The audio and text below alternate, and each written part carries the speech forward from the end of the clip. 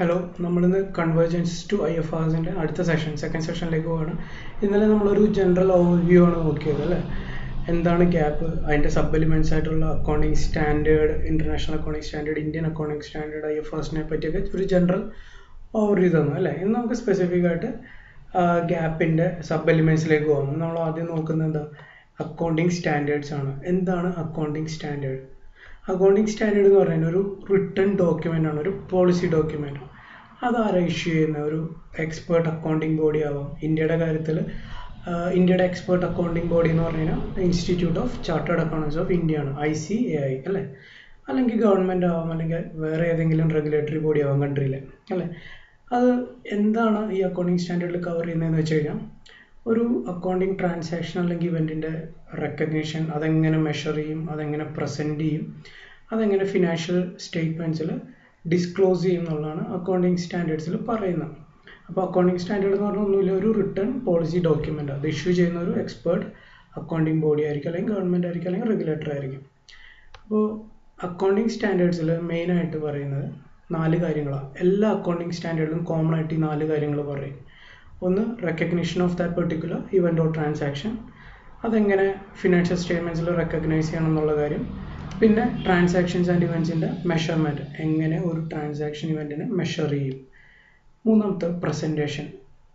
Recognise ചെയ്യുക, measure ചെയ്യുക മാത്രം പോരാ അല്ലേ, അത് പ്രസൻറ്റ് ചെയ്യാൻ വേണം ഫിനാൻഷ്യൽ സ്റ്റേറ്റ്മെൻറ്റ്സിൽ.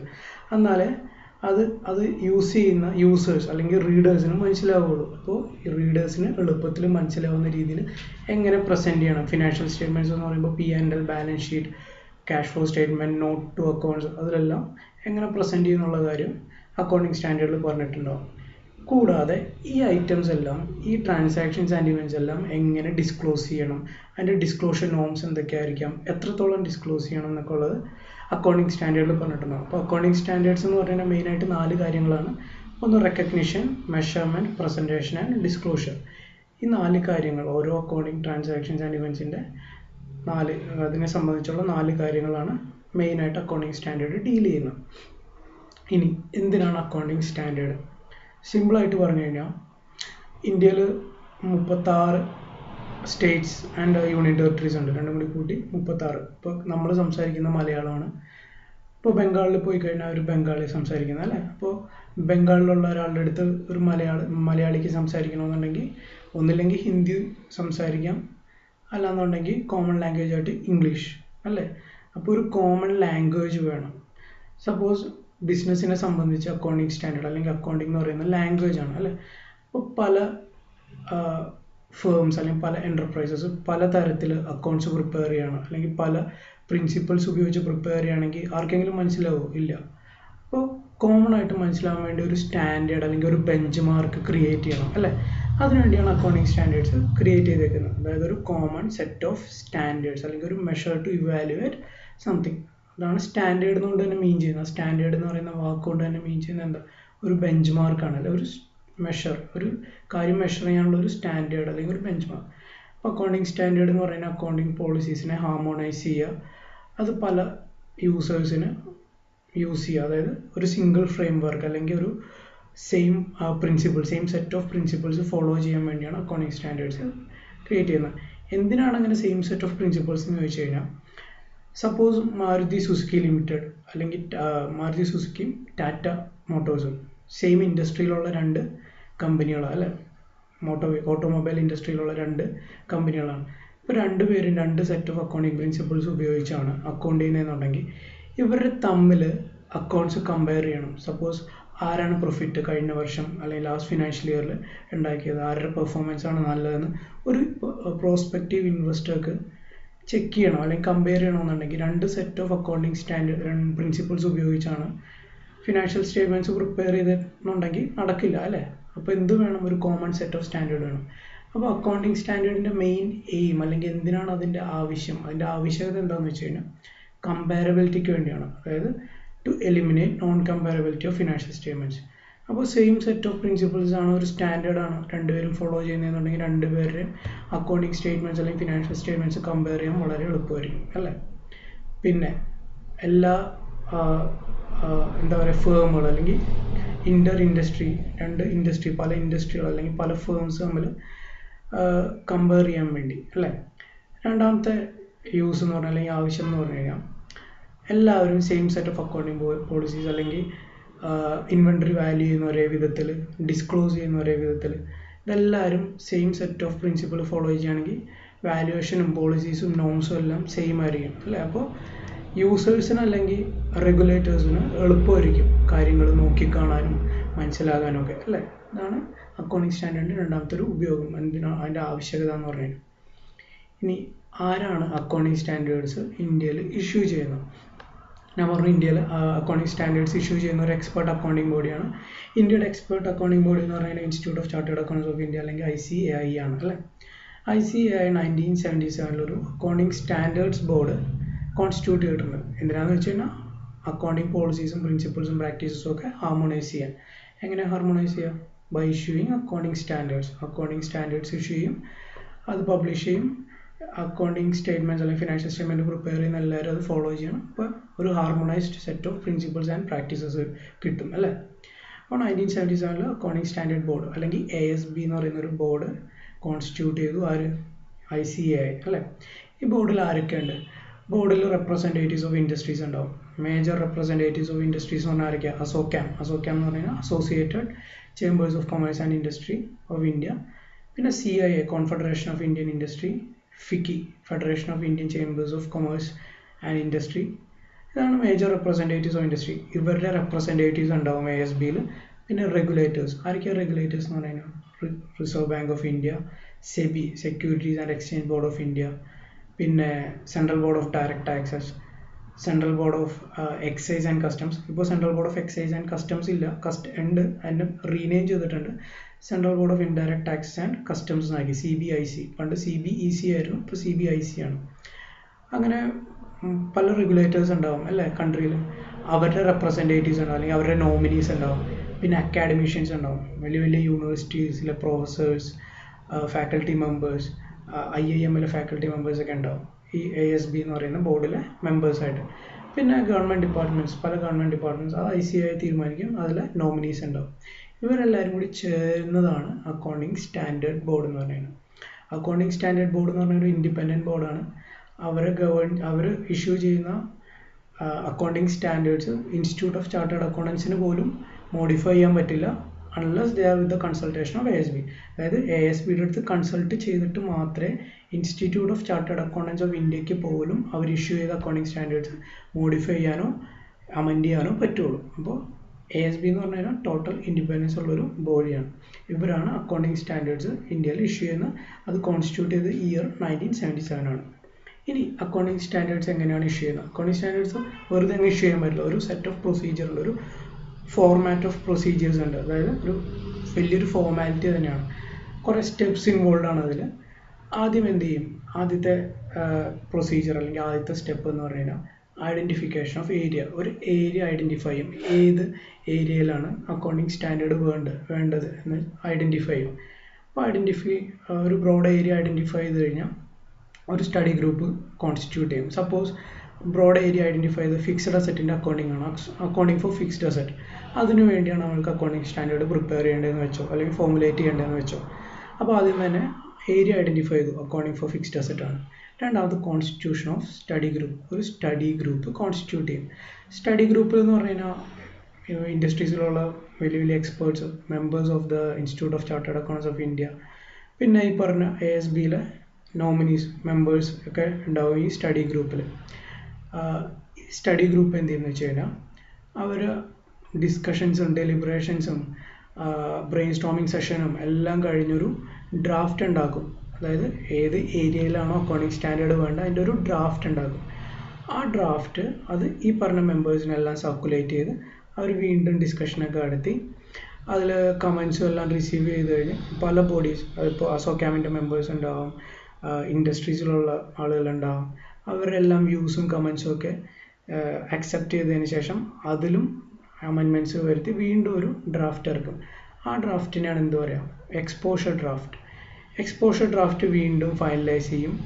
ഫൈനലൈസ് ചെയ്യുമ്പോൾ ആർക്കൊക്കെ ഇഷ്യൂ? ഫൈനലൈസ് ചെയ്യുന്നതിന് മുന്നേ members of the institute of chartered accountants of India, പിന്നെ ICSI അതായത് institute of company secretaries of India, പിന്നെ cost and works accountants of India അവരുടെ എല്ലാവരും മെമ്പേഴ്സിനൊക്കെ സർക്കുലേറ്റ് ചെയ്യും. പിന്നെ ജനറൽ പബ്ലിക്കിന് സർക്കുലേറ്റ് ചെയ്യും. പിന്നെ അത് അഫക്റ്റ് ചെയ്യുന്ന പാർട്ടീസ്, അതായത് ഇൻട്രസ്റ്റഡ് പാർട്ടീസ് എന്ന് പറയും. എന്താ പറയുക, ബിസിനസ് നടത്തുന്നവർ, ഇൻഡസ്ട്രീസിലുള്ള വലിയ വലിയ ആളുകൾ, അക്കാഡമിഷ്യൻസ്, കോളേജസ്, ഇവർക്കെല്ലാം എക്സ്പോഷർ ഡ്രാഫ്റ്റ് ഇഷ്യൂ ചെയ്യും. അവരുടെ എല്ലാം കമൻറ്റും എന്താ പറയുക അമെൻമെൻറ്റ്സ് വരുത്താനുള്ള സജഷൻസും എല്ലാം കൂടി കളക്ട് ചെയ്തതിന് ശേഷം അതിൽ അമെൻമെൻറ്റ്സ് വരുത്തിയിട്ട് ഒരു എക്സ്പോഷർ ഡ്രാഫ്റ്റ് മോഡിഫൈ ചെയ്ത് ആർക്ക് കൊടുക്കും?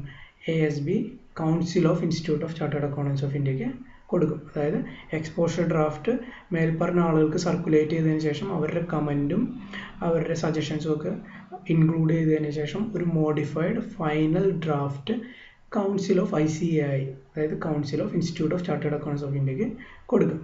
Council of institute of chartered accountants of India അത് നോക്കും. അതെല്ലാം നോക്കി എന്തെങ്കിലും ഫർദർ മോഡിഫിക്കേഷൻ ആവശ്യമുണ്ടെങ്കിൽ അത് ASBയിലെ മെമ്പേഴ്സിൻ്റെ അടുത്ത് പറഞ്ഞ് അവർക്കും കൂടി സാറ്റിസ്ഫൈഡ് ആവുകയാണെങ്കിൽ അവർ അമെൻമെൻറ്റ് നടത്തി അതിനുശേഷം institute of chartered accountants of ഇന്ത്യയുടെ കൗൺസിൽ എന്ത് ചെയ്യും? ഫൈനൽ അക്കൗണ്ടിങ് സ്റ്റാൻഡേർഡ് ഇഷ്യൂ ചെയ്യും. ഈ അക്കൗണ്ടിങ് സ്റ്റാൻഡേർഡ് ആണ് പിന്നീട് എല്ലാ അപ്ലിക്കബിൾ പാർട്ടീസും അപ്ലൈ ചെയ്യേണ്ടത്. നമ്മൾ പറഞ്ഞ എക്സാമ്പിളിൽ ഫിക്സ്ഡ് അസറ്റിൻ്റെ അക്കൗണ്ടിങ്ങിനെ പറ്റിയുള്ള അക്കൗണ്ടിങ് സ്റ്റാൻഡേർഡ് പറഞ്ഞു അല്ലേ. ഇത് വൺസ് ഇഷ്യൂ ചെയ്ത് കഴിഞ്ഞാൽ അതിൽ ആർക്കൊക്കെ ആ സ്റ്റാൻഡേർഡ് അപ്ലിക്കബിൾ ആണെന്ന് പറഞ്ഞിട്ടുണ്ടാവും, ഏത് ഡേറ്റ് മുതലാണ് ആ അക്കൗണ്ടിങ് സ്റ്റാൻഡേർഡ് അപ്ലിക്കബിൾ ആണെന്ന് പറഞ്ഞിട്ടുണ്ടാവും, അന്ന് മുതൽ ആർക്കൊക്കെ അപ്ലിക്കബിൾ ആണോ ആ പാർട്ടീസ് എല്ലാം അത് ഫോളോ ചെയ്ത് വേണം അക്കൗണ്ട് ചെയ്യാൻ. ഫിക്സ്ഡ് അസറ്റ് എങ്ങനെ റെക്കഗ്നൈസ് ചെയ്യണം, എങ്ങനെ മെഷർ ചെയ്യണം, എന്തൊക്കെ കാര്യങ്ങൾ അതിൽ ഉൾപ്പെടുത്തണം, എങ്ങനെ ഡിസ്ക്ലോസ് ചെയ്യണം എന്നെല്ലാം അക്കൗണ്ടിങ് സ്റ്റാൻഡേർഡിൽ പറഞ്ഞിട്ടുണ്ടാവും. അതനുസരിച്ച് വേണം ഫിനാൻഷ്യൽ സ്റ്റേറ്റ്മെൻറ്റ്സിൽ ഫിക്സ്ഡ് അസറ്റിൻ്റെ അക്കൗണ്ടിങ് നടത്താൻ. ഇനി ഇപ്പോൾ ആസ് ഓഫ് നൗ ഇന്ന് എത്ര അക്കൗണ്ടിങ് സ്റ്റാൻഡേർഡ്സ് ഉണ്ട്? കൗൺസിൽ ഓഫ് ICAI ആണ് അക്കൗണ്ടിങ് സ്റ്റാൻഡേർഡ്സ് ഇഷ്യൂ ചെയ്യുന്നത്. അത് ASBയുടെ റെക്കമെൻഡേഷൻ പ്രകാരമാണ് ഇഷ്യൂ ചെയ്യുന്നത്. ടോട്ടൽ 29 അക്കൗണ്ടിങ് സ്റ്റാൻഡേർഡ്സ് ICAIയുടെ കൗൺസിൽ ഇഷ്യൂ ചെയ്തിട്ടുണ്ട്. ഇഷ്യൂ ചെയ്തേക്കുന്ന 29 അക്കൗണ്ടിങ് സ്റ്റാൻഡേർഡ്സ് ആണ്. പക്ഷേ 2 അക്കൗണ്ടിങ് സ്റ്റാൻഡേർഡ്സ് കൗൺസിൽ പിൻവലിച്ചു, വിഡ്രോ ചെയ്തു. AS6 ഡിപ്രീസിയേഷൻ അക്കൗണ്ടിങ് ആണ്. AS6 വിഡ്രോ ചെയ്യാൻ കാരണം എന്ന് പറഞ്ഞു കഴിഞ്ഞാൽ അക്കൗണ്ടിങ് സ്റ്റാൻഡേർഡ് 10, മുന്നേ അക്കൗണ്ടിങ് സ്റ്റാൻഡേർഡ് 10ൻ്റെ പേര് അക്കൗണ്ടിങ് ഫോർ ഫിക്സ്ഡ് അസറ്റ്സ് ആയിരുന്നു. ഇപ്പോൾ 2016 അത് അമെൻഡ് ചെയ്തു, റിവൈസ് ചെയ്തു. അതിൻ്റെ പേര് പ്രോപ്പർട്ടി പ്ലാന്റ് ആൻഡ് എക്യുപ്മെൻ്റ് ആക്കി. AS10 property plant and equipment. അതിൽ ഡിപ്രീസിയേഷനെ പറ്റി പറയുന്നതുകൊണ്ട് AS6 വിഡ്രോ ചെയ്തു. അപ്പോൾ ഇപ്പോൾ AS6 എന്ന് പറയുന്ന അക്കൗണ്ടിങ് സ്റ്റാൻഡേർഡ് ഇല്ല, അത് AS10ൽ തന്നെ ഇൻക്ലൂഡഡ് ആണ്. AS10ൻ്റെ പേര് പ്രോപ്പർട്ടി പ്ലാന്റ് ആൻഡ് എക്യുപ്മെൻറ്റ്. AS8ഉം വിഡ്രോ ചെയ്തു. AS8ൻ്റെ പേര് accounting for research and development ആയിരുന്നു. അത് AS26 ഇൻടാഞ്ചിബിൾ അസറ്റ്സ് എന്ന് പറയുന്ന ഒരു അക്കൗണ്ടിങ് സ്റ്റാൻഡേർഡ് ഇഷ്യൂ ചെയ്തപ്പോൾ AS8ഉം വിഡ്രോ ചെയ്തു. അപ്പോൾ 29 അക്കൗണ്ടിങ് സ്റ്റാൻഡേർഡ്സ് ഇഷ്യൂ ചെയ്തു. പക്ഷേ ഇപ്പോൾ എത്ര ഉള്ളൂ നിലവിൽ? 27 അക്കൗണ്ടിങ് സ്റ്റാൻഡേർഡ്സ് നിലവിൽ ഉള്ളൂ. 29ൽ നിന്ന് 2 വിഡ്രോ ചെയ്തു. ഇനി ആർക്കൊക്കെയാണ് അല്ലെങ്കിൽ ഏതൊക്കെ എൻ്റർപ്രൈസിനാണ് അക്കൗണ്ടിങ് സ്റ്റാൻഡേർഡ്സ് അപ്ലിക്കബിൾ ആയിട്ടുള്ളത്? ഏതൊക്കെ എൻ്റർപ്രൈസസ് ആണോ കൊമേഴ്ഷ്യൽ, ഇൻഡസ്ട്രിയൽ ആൻഡ് ബിസിനസ് ആക്ടിവിറ്റീസിൽ എൻഗേജ്ഡ് ആയിട്ടുള്ള, അത് പ്രൊഫിറ്റ് ഓറിയൻറ്റഡ് ആണെങ്കിലും അല്ല എങ്കിലും, അതായത് നോട്ട് ഫോർ പ്രോഫിറ്റ് ആണെങ്കിലും പ്രോഫിറ്റ് ഓറിയൻറ്റഡ് ആണെങ്കിലും ബിസിനസ്സോ ഇൻഡസ്ട്രിയോ കൊമേഴ്ഷ്യലോ ഈ 3 ആക്ടിവിറ്റീസിൽ എൻഗേജ്ഡ് ആണെങ്കിൽ അവർ അക്കൗണ്ടിങ് സ്റ്റാൻഡേർഡ്സ് മസ്റ്റായിട്ട് ഫോളോ ചെയ്തിരിക്കണം, even if it is a charitable or religious organisation. ഇനി ആർക്കൊക്കെ അപ്ലിക്കബിൾ ആവില്ല? ഇപ്പോൾ കൊമേഴ്ഷ്യലോ ഇൻഡസ്ട്രിയലോ അല്ലെങ്കിൽ ബിസിനസ് നേച്ചറോ അല്ല ആക്ടിവിറ്റീസ് എങ്കിൽ അവർക്കൊന്നും അക്കൗണ്ടിങ് സ്റ്റാൻഡേർഡ് അപ്ലിക്കബിൾ ആവില്ല. ഫോർ എക്സാമ്പിൾ, ഫ്ലഡ് വന്നു, കേരളത്തിൽ ഡൊണേഷൻ സ്വീകരിച്ചു, അത് ഫ്ലഡ് റിലീഫിന് വേണ്ടി അല്ലെങ്കിൽ അവർ അഫക്റ്റഡ് ആയ ആളുകൾക്ക് വേണ്ടി യൂസ് ചെയ്തു. അങ്ങനെയുള്ള കാര്യങ്ങൾക്ക്, അങ്ങനത്തെ ആക്ടിവിറ്റീസിനൊന്നും അപ്ലിക്കബിൾ അല്ല. എന്ന് വെച്ചാൽ അത് കൊമേഴ്ഷ്യൽ ആക്ടിവിറ്റിയോ ഇൻഡസ്ട്രിയൽ ആക്ടിവിറ്റിയോ ബിസിനസ് നേച്ചറോ അല്ല. ഇത് ഇപ്പോഴത്തെ കറണ്ട് സിറ്റുവേഷൻ എടുക്കുകയാണെങ്കിൽ കൊറോണയ്ക്ക് വേണ്ടി ഡൊണേഷൻ സ്വീകരിക്കുന്നുണ്ട്, അത് അഫക്റ്റഡ് പാർട്ടീസിന് കൊടുക്കുന്നുണ്ട്, അതൊന്നും അക്കൗണ്ടിങ് സ്റ്റാൻഡേർഡ് അപ്ലിക്കബിൾ ആവില്ല. പക്ഷേ ഒരു ചാരിറ്റബിൾ ഇൻസ്റ്റിറ്റ്യൂഷൻ ബുക്ക് സെയിൽ നടത്തുന്നുണ്ട്, അവിടെ ബുക്ക് ഉണ്ടാക്കി അത് വിറ്റ് അതിൽ നിന്ന് കിട്ടുന്ന സെയിൽ പ്രൊസീഡ്സ്, അതിൻ്റെ പ്രോഫിറ്റ് ചാരിറ്റി പർപ്പസിന് വേണ്ടി യൂസ് ചെയ്യണമെന്നുണ്ടെങ്കിൽ അവിടെ അപ്ലിക്കബിൾ ആണ്. എന്തെന്ന് വെച്ച് കഴിഞ്ഞാൽ അവിടെ ഒരു ബിസിനസ് ആക്ടിവിറ്റി ഇൻവോൾവ് ആണ്, അവിടെ അക്കൗണ്ടിങ് സ്റ്റാൻഡേർഡ് അപ്ലിക്കബിൾ ആവും. അതായത് ഒരു ചെറിയ പ്രൊപ്പോർഷനിലെങ്കിലും കൊമേഴ്ഷ്യലോ ഇൻഡസ്ട്രിയലോ അല്ലെങ്കിൽ ബിസിനസ് പരമായിട്ടുള്ള ആക്ടിവിറ്റീസ് ഇൻവോൾവ് ആണെങ്കിൽ അവിടെ എല്ലാം എന്ത് വരും, അക്കൗണ്ടിങ് സ്റ്റാൻഡേർഡ്സ് അപ്ലിക്കബിൾ ആവും. ഇനി അക്കൗണ്ടിങ് സ്റ്റാൻഡേർഡ്സിൻ്റെ കാര്യം വരുമ്പോൾ നമ്മൾ അറിയേണ്ട ഒരു അതോറിറ്റിയുടെ പേരാണ് national financial reporting authority, popularly known as NFRA. NFRA constitute ചെയ്തേക്കുന്ന കമ്പനീസ് ആക്ട് 2013 കീഴിലാണ്. മുന്നേ കമ്പനീസ് ആക്ട് 1956 ആയിരുന്നു, ഇപ്പോൾ കമ്പനീസ് ആക്ട് 2013 ആണ്. കമ്പനീസ് ആക്ട് 1956 റിപ്പീൽ ചെയ്തു, വിഡ്രോ ചെയ്തു, ഇപ്പോൾ കമ്പനീസ് ആക്ട് 2013 ആണ്. ആ കമ്പനീസ് ആക്ട് 2013 സെക്ഷൻ 132 പറയുന്ന ഒരു സെൻട്രൽ ഗവൺമെൻറ്റിന് ഒരു അതോറിറ്റീനെ കോൺസ്റ്റിറ്റ്യൂട്ട് ചെയ്യാം. അതോറിറ്റിയുടെ പേരാണ് national financial reporting authority. Authority എന്തിനാ, ഗവൺമെൻറ്റിന് അക്കൗണ്ടിങ് സ്റ്റാൻഡേർഡ്സും ഓഡിറ്റിംഗ് സ്റ്റാൻഡേർഡ്സിനെ പറ്റിയൊരു റെക്കമെൻഡേഷൻസ് കൊടുക്കാൻ വേണ്ടിയാണ് കോൺസ്റ്റിറ്റ്യൂട്ട് ചെയ്തേക്കുന്നത്. സെക്ഷൻ 133 ഓഫ് കമ്പനീസ് ആക്ട് പ്രകാരം സെൻട്രൽ ഗവൺമെൻറ്റിന് അക്കൗണ്ടിങ് സ്റ്റാൻഡേർഡ്സ് ഇഷ്യൂ ചെയ്യാനുള്ള പവർ ഉണ്ട്.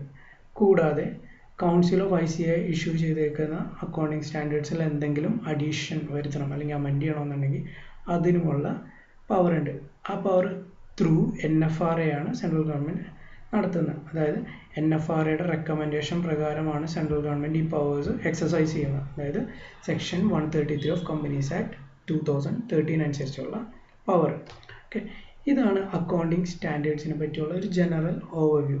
ഇന്നലെ നമ്മൾ ഗ്യാപ്പ് പഠിച്ചു. ഗ്യാപ്പിൻ്റെ കീഴിൽ കുറേ സബ് എലിമെൻറ്റ്സ് എന്ന് പറഞ്ഞു, കുറേയധികം സബ് എലിമെൻറ്റ്സ് ഉണ്ട്. പക്ഷേ നമ്മൾ ഇന്നലെ മെയിനായിട്ട് നോക്കിയത് accounting standards, Indian accounting standards, IAS അല്ലെങ്കിൽ ഇൻ്റർനാഷണൽ അക്കൗണ്ടിങ് സ്റ്റാൻഡേർഡ്സ്, IFRS ആണ്. അല്ല, ഒരു സബ് എലിമെൻ്റ് ആയിട്ടുള്ള അക്കൗണ്ടിങ് സ്റ്റാൻഡേർഡ് ആണെന്ന് നമ്മൾ നോക്കിയത്.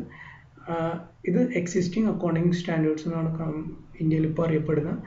29 അക്കൗണ്ടിങ് സ്റ്റാൻഡേർഡ്സ് ഇഷ്യൂ ചെയ്തു എന്ന് പറഞ്ഞു. ഓരോ അക്കൗണ്ടിങ് സ്റ്റാൻഡേർഡിനും ഓരോ പേരുണ്ട്, കറസ്പോണ്ടിങ് നമ്പർ ഉണ്ട്. ഇവിടെ ഇപ്പോൾ ആയിക്കൂടി നിലവിൽ 27 അക്കൗണ്ടിങ് സ്റ്റാൻഡേർഡ്സോട് 2 വിഡ്രോ ചെയ്തു. അതിൽ ആദ്യത്തെ അക്കൗണ്ടിങ് സ്റ്റാൻഡേർഡ് എന്ന് പറഞ്ഞാൽ AS1. അത് ഡിസ്ക്ലോഷർ ഓഫ് അക്കൗണ്ടിങ് പ്രിൻസിപ്പിൾസ്, എങ്ങനെയാണ് അക്കൗണ്ടിങ് പ്രിൻസിപ്പിൾ ഡിസ്ക്ലോസ് ചെയ്യുന്നതെന്നുള്ള കാര്യത്തിനെ പറ്റിയാണ് പറയുന്നത്. അതുപോലെ ഓരോ അക്കൗണ്ടിങ് സ്റ്റാൻഡേർഡ് ഓരോ കാര്യത്തിനെ പറ്റിയാണ് സംസാരിക്കുന്നത്. AS2 എന്ന് പറഞ്ഞു കഴിഞ്ഞാൽ വാല്യുവേഷൻ ഓഫ് ഇൻവെൻട്രീസ്, എങ്ങനെയായിരിക്കണം ഇൻവെൻട്രി വാല്യൂ ചെയ്യേണ്ടത്. നമ്മൾ അക്കൗണ്ടിങ് ചെയ്യുമ്പോൾ അറിഞ്ഞോ അറിയാതെയോ ഈ അക്കൗണ്ടിങ് സ്റ്റാൻഡേർഡുകളെല്ലാം ഫോളോ ചെയ്യുന്നുണ്ട്. നമ്മൾ ഇന്നൊരു അക്കൗണ്ടിങ് സ്റ്റാൻഡേർഡ് ഉണ്ട് എന്നറിഞ്ഞിട്ടല്ല അക്കൗണ്ടിങ് ചെയ്യുന്നത്. സപ്പോസ് ഫിക്സ്ഡ് അസറ്റിൻ്റെ കാര്യം തന്നെ എടുത്തു കഴിഞ്ഞാൽ കോസ്റ്റിൽ റെക്കോർഡ് ചെയ്യണമെന്ന് നമ്മൾ പഠിച്ചിട്ടുണ്ട് അല്ലേ. അതെവിടെയാണ്, ഇവിടെ അക്കൗണ്ടിങ് സ്റ്റാൻഡേർഡ് നമ്പർ 10 പറഞ്ഞിട്ടുണ്ട് ഫിക്സ്ഡ് അസറ്റ്സ് ഇന്ന രീതിയിൽ വേണം വാല്യൂ ചെയ്യണം. അതുപോലെ ഓരോ കാര്യം വാല്യുവേഷൻ ഓഫ് ഇൻവെൻട്രീസ്, അതായത് ക്ലോസിംഗ് സ്റ്റോക്ക് വാല്യൂ ചെയ്യുമ്പോൾ നമ്മൾ market value or net realisable value or cost price which ever is less അതിലായിരിക്കും വാല്യൂ ചെയ്യുന്നതെന്നൊക്കെ നമ്മൾ അറിയാതെ തന്നെ ചെയ്തു പോകുന്നുണ്ട്. അതൊക്കെ ഈ ഓരോ സ്റ്റാൻഡേർഡിലും പറഞ്ഞു പോകുന്ന കാര്യങ്ങളാണ്. അപ്പോൾ 27 അക്കൗണ്ടിങ് സ്റ്റാൻഡേർഡ്സ് ആണ് ആസ് ഓൺ ഡേറ്റ് ഉള്ളത്. ഇവിടെ ഞാൻ ലിസ്റ്റ് തന്നിട്ടുണ്ട്, ഓരോ നമ്പറും തന്നിട്ടുണ്ട്, കറസ്പോണ്ടിങ് നമ്പർ. ഇവിടെ AS1 അതിൻ്റെ പേരും തന്നിട്ടുണ്ട്. അത് ഏതൊക്കെ ടൈപ്പ് ഓഫ് കമ്പനീസിനാണ് അപ്ലിക്കബിൾ എന്ന് പറഞ്ഞിട്ടുണ്ട്. ലെവൽ 1, ലെവൽ 2, ലെവൽ 3 3 ലെവലായിട്ട് ക്ലാസിഫൈ ചെയ്തിട്ടുണ്ട്. അതൊക്കെ ഞാൻ പിന്നീട് പറഞ്ഞുതരാം. അപ്പോൾ പേരുകൾ പഠിക്കുക. AS6 ഇപ്പോൾ ഇല്ല, AS6 വിഡ്രോ ചെയ്തു. AS8 വിഡ്രോ ചെയ്തു. AS10ൻ്റെ പേരിപ്പോൾ പ്രോപ്പർട്ടി പ്ലാന്റ് ആൻഡ് എക്യുപ്മെൻ്റ് ആണ്. മുന്നേ അക്കൗണ്ടിങ് ഫോർ ഫിക്സ്ഡ് അസറ്റ്സ് എന്നായിരുന്നു AS10ൻ്റെ പേര്. ഇപ്പോൾ പ്രോപ്പർട്ടി പ്ലാന്റ് ആൻഡ് എക്യുപ്മെൻറ്റ്. ഇതാണ് എക്സിസ്റ്റിംഗ് അക്കൗണ്ടിങ് സ്റ്റാൻഡേർഡ്സ്. 29 എണ്ണം ഇഷ്യൂ ചെയ്തു, 27 ആണ്. എന്തെങ്കിലും ഡൗട്ട് ഉണ്ടെങ്കിൽ ചോദിക്കുക. നാളെ നമ്മൾ ഇൻഡേഴ്സിലേക്ക് പോകും, അവിടെ നമ്മൾ IFRS. ഓക്കെ, എന്തെങ്കിലും ഡൗട്ട് ഉണ്ടെങ്കിൽ വാട്സാപ്പ് ചെയ്യുക അല്ലെങ്കിൽ വോയിസ് മെസ്സേജ് ചെയ്യുക, പറഞ്ഞുതരാം.